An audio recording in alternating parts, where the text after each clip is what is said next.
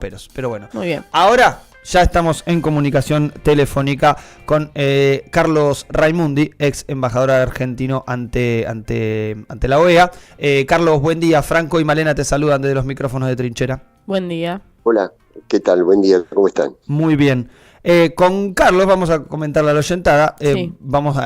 Hoy estamos inaugurando este lunes con Carlos y vamos a charlar regularmente. Vamos a después ir comentando la regularidad, el tiempo que va a tener esta regularidad, pero charlando un poco alrededor de lo que pasa en América Latina y obviamente también en el mundo. Carlos, para arrancar, no sé si querés podemos hacer un pantallazo o querías conversarnos sobre algo más específico y particular. No, yo prefiero conversar con ustedes, más que yo decir algo, ir intercambiando, dialogando. Si a ustedes les parece, ustedes me dicen cuáles son las cosas que ustedes creen más prioritarias, que podamos conversar y eso me gustaría muchísimo más. Perfecto. Como pantallazo, y sí, tenemos una situación tensa en toda la región, ¿no? Nunca fui de los más optimistas cuando se planteaba que estábamos ante una segunda oleada de gobiernos progresistas en la región.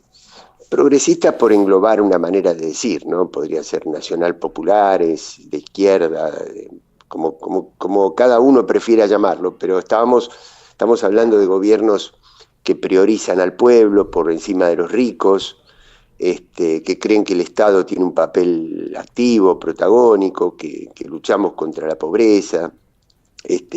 Pero este segundo tramo, después de lo que fueron los cimbronazos de Macri en Argentina y de Bolsonaro en Brasil, no tuvo la potencia del primer tramo del siglo, sino más bien estamos a la defensiva. Vos fíjate que sí. Gustavo Petro está denunciando un golpe de Estado, Xiomara Castro en Honduras está denunciando un golpe de Estado, Brasil está ante elecciones de las alcaldías en el país con un gran crecimiento de las fuerzas de derecha, así que bueno, Chile tiene el gobierno que tiene, después de las protestas sociales no desembocó en un gobierno de tinte popular, como habían sido las protestas que le dieron origen, ni hablar de Argentina, ¿no?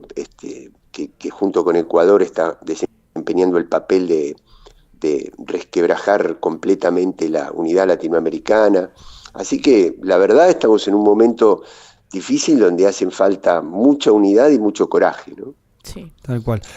Recién destacabas algunos de los países y sobre todo con la conferencia ayer, creo que estuve viendo un fragmento de la conferencia que dio Diosdado Cabello por la situación en Venezuela, que obviamente nombrabas recién los intentos de desestabilización de Venezuela. Hemos hablado muchísimo y hemos compartido también charlas con vos aquí en el estudio, en Marcha de Gigantes, en relación a justo cuando fue el proceso electoral y obviamente la ofensiva internacional después, pero ayer con la declaración ya directamente de Diosdado Cabello y mostrando las armas de contrabando que quisieron ingresar a Venezuela y que fueron secuestradas, concretamente con un intento ya de generar la etapa de lo que serían las guarimbas, digamos, lo que ya ha tenido Venezuela hace unos 8 años, más o menos, ¿no?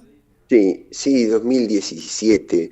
Sí, mira, que inclusive por las imágenes que vimos que acompañaron esa conferencia de prensa, es como más grave todavía, ¿no? Porque las guarimbas fueron hechos obviamente violentos, causaron varios homicidios. Ahora yo no tendría la cifra exacta, pero esto ya son armas de guerra, de combate, como para un golpe de Estado clásico, ¿no? Un golpe paramilitar.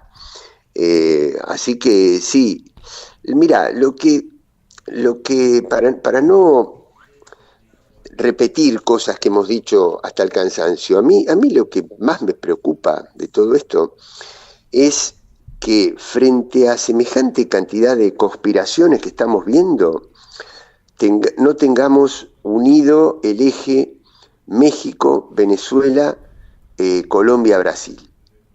¿no? Que todavía estemos repitiendo como loritos la cuestión de las actas, ¿no? Ujú. Porque por dos cosas. Primero, porque las actas es como en su momento fue Nisman, entonces ahora es actas. Tal cual. Después se le inventó un hijo a Evo Morales, entonces era el hijo, El hijo de Evo. ¿no? Y vos fíjate que ahora Gustavo Petro, que tiene un golpe en ciernes del Consejo Nacional Electoral porque lo están investigando por los aportes de campaña, Sí.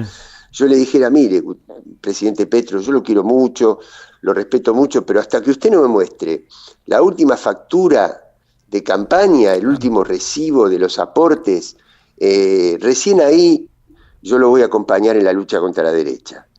Y la verdad que no es así, o somos es decir, tenemos que estar unidos en el antiimperialismo. Yo creo que en este momento hay dos grandes ejes que nos deberían unir, que van de la mano además, que es el antiimperialismo y la multipolaridad.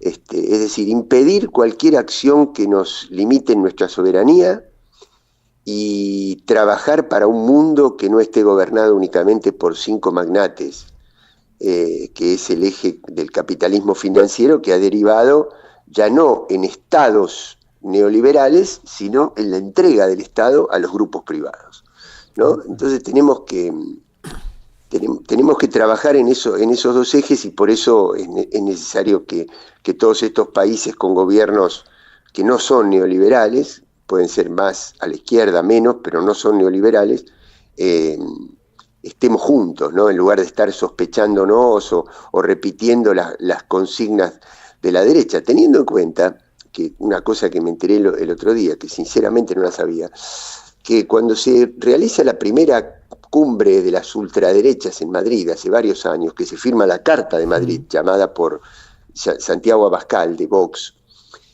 Corina Machado firma esa carta, de ultraderechas, de tratar de exterminar a los gobiernos que para ellos son socialistas y comunistas de la región, ¿no? Así que la verdad, cuando está Corina Machado de un lado con el imperio, nosotros tenemos que estar del otro lado.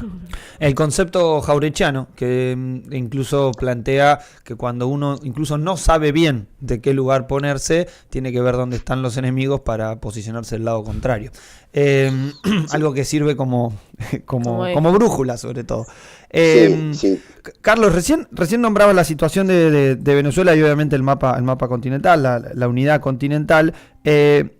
Una postilla con lo de Venezuela, armamento que fue secuestrado, que ayer mostraba a Diosdado Cabello, ministro de Relaciones Exteriores por la Paz de Venezuela, armas que son propias del ejército norteamericano, lo cual también da una gravedad mayor a algo que algunos dirán que son parte de nuestro análisis conspiranoico, pero no es más que reunir elementos de lo que realmente pasa para hablar de que hay injerencia en curso. Seguramente conocerás muchísimos más elementos de este tipo de operaciones, sobre todo con el papel que le ha tocado particularmente al presidente o al secretario general de la OEA, en ese caso, Almagro, en distintos momentos. Y la pregunta también, o la segunda, el segundo eje para avanzar es, en esa diplomacia regional que se había logrado construir, porque recién hablabas la necesidad de que de México hasta Brasil haya una unidad junto con Colombia, junto con Honduras, pero hubo una etapa de diplomacia regional que tenía otros preceptos y sobre todo repasar esas experiencias un poco. Sí, mira, varias cosas. Primero, hoy justamente los lunes yo doy clase en la Universidad de Lanús tengo a cargo una de las comisiones del Seminario de Pensamiento Nacional Latinoamericano, donde obviamente Jauretche es uno de los estandartes, ¿no?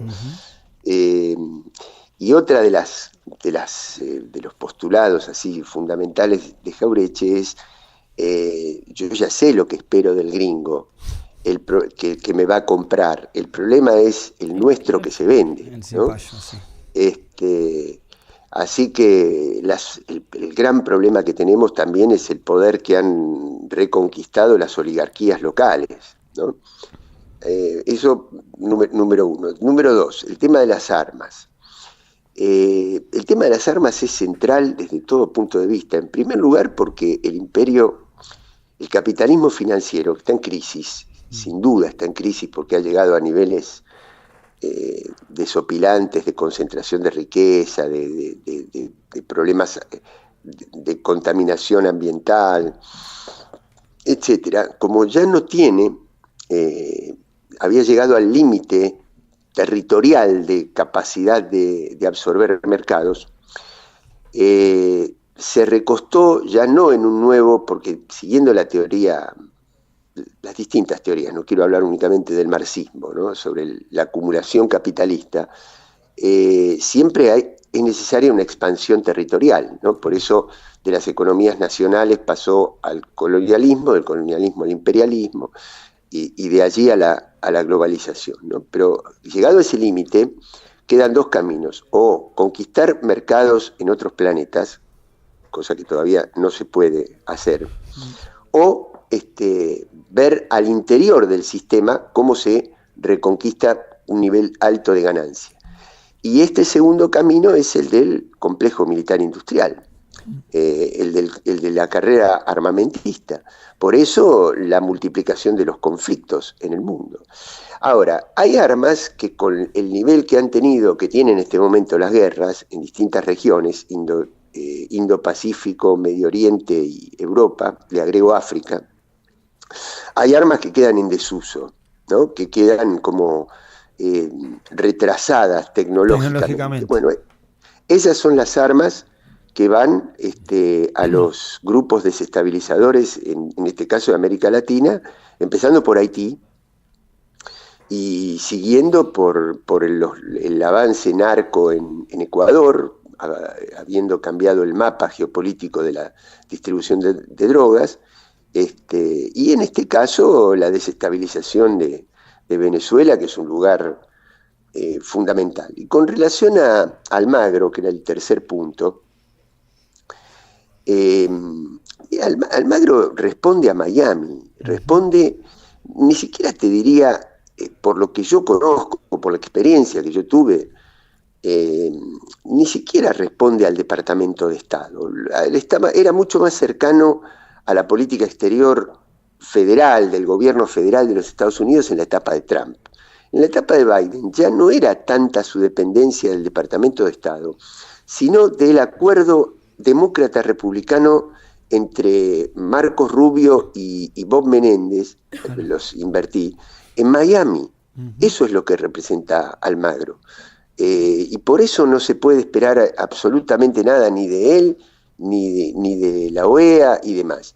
Por lo tanto, yo creo que estamos a menos de 2 meses del 5 de noviembre, que se va a cumplir un nuevo aniversario. Lástima que no es un número redondo, son 19 años, del no al ALCA. Bueno, tenemos que aprovechar esa bandera para volvernos a unir, porque en el no al ALCA sí que va a estar Maduro y Lula en el mismo lugar, o deberían estar, ¿no? Más México, más todas las fuerzas sociales de Argentina, más las diferentes fuerzas populares en Bolivia, ¿no? Así que yo creo que tenemos que encontrar consignas que nos unan y llegar a enero, que es cuando se va a producir el cambio de presidente, bueno, no el cambio, sino el fin de un mandato y el inicio de un nuevo mandato de presidente en Venezuela, y allí tanto Brasil como Colombia no van a tener más remedio. ¿Qué van a hacer? ¿Van a reconocer a Edmundo González, como hizo Europa? Como hizo España, por ejemplo. Van a tener, no pueden, ayer lo escuchaba a Cabello hablar de Guaidó como el presidente de Narnia. ¿Qué van a hacer? ¿Van a reconocer un presidente de Narnia? No, van a tener que reconocer al presidente que es, y allí volver a retomar un camino, porque yo creo, por las noticias que tengo, yo no volví a Venezuela después de las elecciones, pero otros compañeros y compañeras sí han vuelto, y allí reina un clima. Nadie habla de las elecciones, de los resultados, de las actas. están hablando del presupuesto participativo, están hablando de las comunas, están hablando de la recuperación económica, y de eso, de que están incrementando la producción de petróleo porque han elegido un eje geopolítico alternativo al de Estados Unidos, a pesar de que las ventas a Estados Unidos siguen existiendo. Así que me parece que vamos a tener que retomar un camino donde la Argentina volverá a estar presente cuando tengamos un gobierno como la gente, ¿no? Y podamos tener no un presupuesto. Escuché algún fragmento de anoche Sí. En energúmeno que tenemos. Lo estuvimos pasando un ratito también.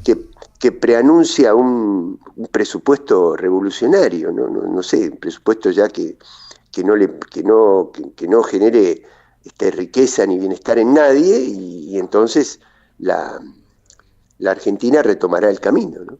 Poca revolución igual, que lo que importe sea la deuda, porque es como una receta conocida, ¿no? Si la deuda sobredetermina todo en el presupuesto, bueno, es una receta conocida y que no ha salido bien en la Argentina, sobre todo en el pasado reciente, particularmente con este ejemplo, ¿no? Lo que nosotros tenemos que hacer es sembrar una conciencia masiva de que la deuda es un crimen, es un delito, es una deuda criminal, porque no solamente porque no siguió los presupuestos técnicos del Fondo Monetario, sino por lo que genera en los pueblos, ¿no?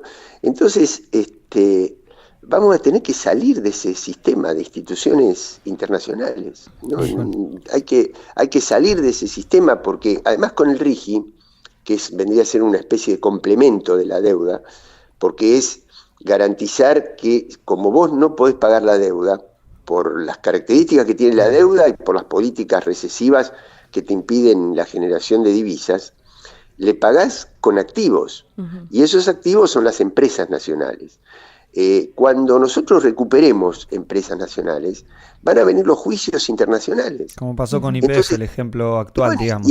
Exacto. Y entonces, ¿qué vamos a hacer entonces? Vamos a volver a frustrar a la gente diciéndole, nosotros le vamos a arreglar las cosas, pero después nos vienen los juicios de Wall Street, del CIADI, los tribunales internacionales, y nos cobran multas multimillonarias, y de nuevo entonces no podemos construir escuelas porque tenemos que pagar multas.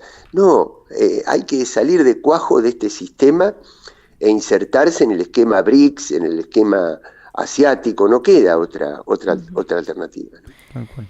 Yo quería consultarle, Carlos, porque, bueno, esto que anuncia Milei de seguir exprimiendo a los pobres, a los de abajo, en algún momento se va a terminar, porque si vos no le das nada y le sacás todo, llega en un punto en el que ya no tenés más nada que sacarle.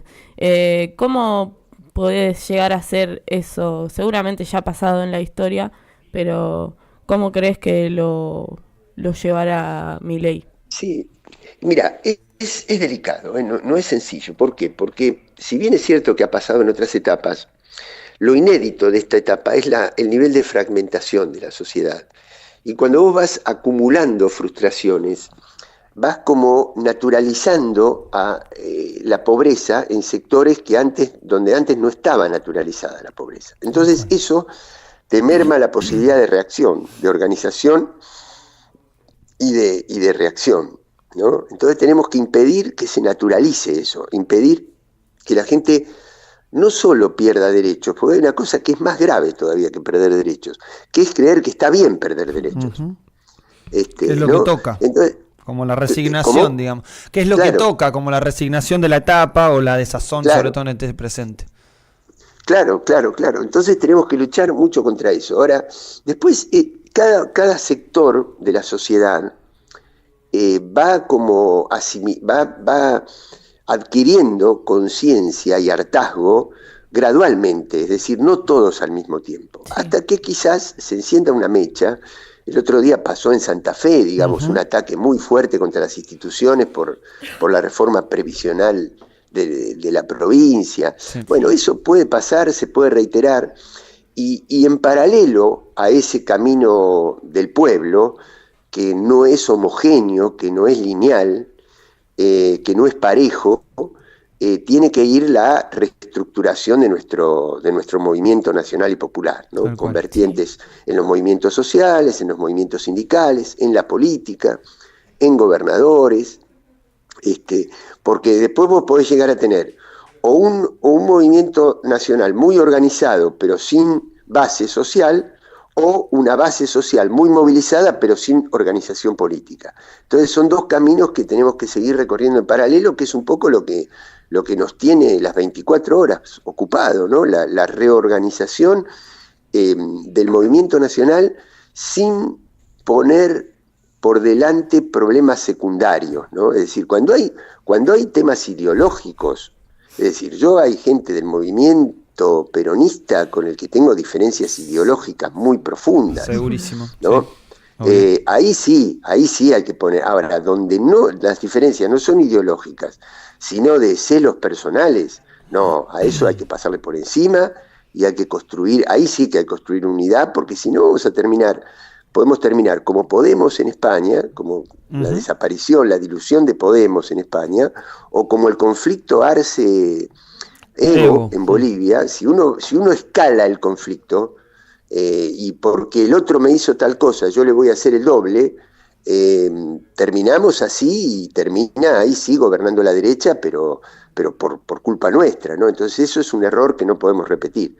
Es decir, poner la grieta donde debe ir, no en donde no está. Tal cual. Un poco me hacía recordar la frase que tiraba el gobernador en el acto en Mar Chiquita el sábado, antes de ayer, mejorar para volver, más que haciendo referencia un poco a un juego de palabras con la frase del volver mejores, mejorar para volver, y creo que claramente la lógica de hacia adentro del espacio político, el rearmado de un nuevo frente electoral, sobre todo para generar una esperanza en esta situación tan angustiante que vive nuestro pueblo, que además se le suma a la angustia de las medidas políticas, un poco esta desintegración, ¿no? de dirigentes, la falta también de dirigencia poniéndose encima de gran parte de estos conflictos, que siempre es muy sentido en el pueblo. Sí, porque lo que pasa es que la derrota fue muy dura, ¿no? Entonces cuando es tan dura, tan profunda, no recomponés de un día para el otro. Así que sí, yo creo que tiene que haber una línea muy firme, y también muchísimo coraje, ¿no? Es decir, mucha valentía, sí. Porque las cosas es decir, cuanto más retrocedemos, más intereses vamos a tener que tocar para revertir la situación. Y cuando vos tocas intereses, te tenés que bancar las represalias, ¿no? Así que eso, la parte de nuestra mejora tiene que ver con construir mucha valentía también para afrontar los pasos que va a haber que dar, los embates de la prensa, batallas, por ejemplo, que ha dado López Obrador. Vos fijate que acaba de la reforma los judicial. Estados Unidos, Canadá, le han protestado contra la reforma judicial, y el tipo, en lugar de decir, bueno, vamos a sentarnos a conversar porque yo quiero ser amigo de todos, no quiero quedar mal con nadie, le dice, señores, este es un país soberano y el Congreso acaba de aprobar, tanto en el Senado como en diputados, la reforma, ¿no? Sí, es el claro ejemplo de estos niveles de avance, con una fortaleza muy grande también con lo que ha sido el apoyo al Partido Morena, que bueno, obviamente ha tenido su revalidación del proceso, incluso con la continuidad política, que es un poco el desafío que va a tener en esta nueva etapa también. Sí, por eso ganamos. Yo, como conclusión, te diría, si nosotros, porque la derecha avanza y crea una subjetividad de derecha en una parte de la sociedad muy grande, creemos que la solución es la moderación, yo no estoy de acuerdo con eso. Yo creo que la salida es por un cambio profundo de paradigma. Tal cual, porque cuando te asimilás a ellos te terminás pareciendo, que es un problema. Pero bueno. Carlos, muchísimas gracias por estos minutos.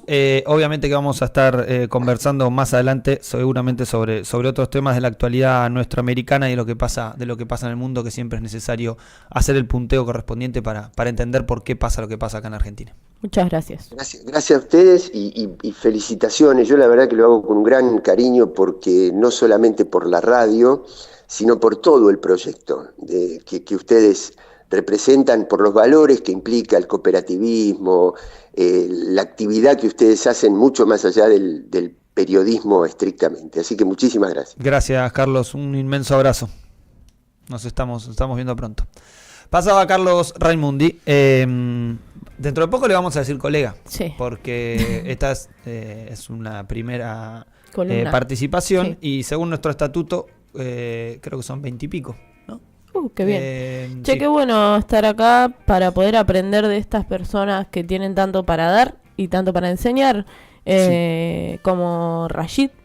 Es un honor Tenemos poder columnistas, tener columnistas de esta investidura. de alta ¿cómo es? gama. Alta alcurnia, dirían. Alta alcurnia. Alta alcurnia, diría la gente. Bueno. Bien. Y yo traje obviamente, algo que viene muy de la mano con esto ¿Sí? que estuvimos hablando hoy en la columna, así que espero ¿Un temazo lo disfruten pediste? mucho.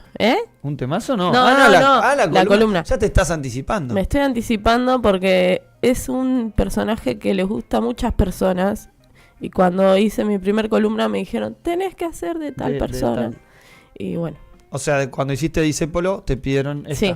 Bien, vamos a dejar entonces la incógnita porque me gusta, hasta dentro de un ratito que va a arrancar la columna de Malemanes. Ahora nos vamos a la tanda, me imagino, pasadita, porque ya son las 9:12, pero ameritaba esta charla de presentación también con Carlos Raimundi, que va a quedar cargada en el canal de YouTube, así que van a poder ir a Trinchera TV y buscar en videos esta sección, porque va a ser sección de 526, no le dijimos, pero bienvenido, Carlos, al plantel de columnistas aquí, de 526 al fondo. Y ahora sí, columnistas de lujo.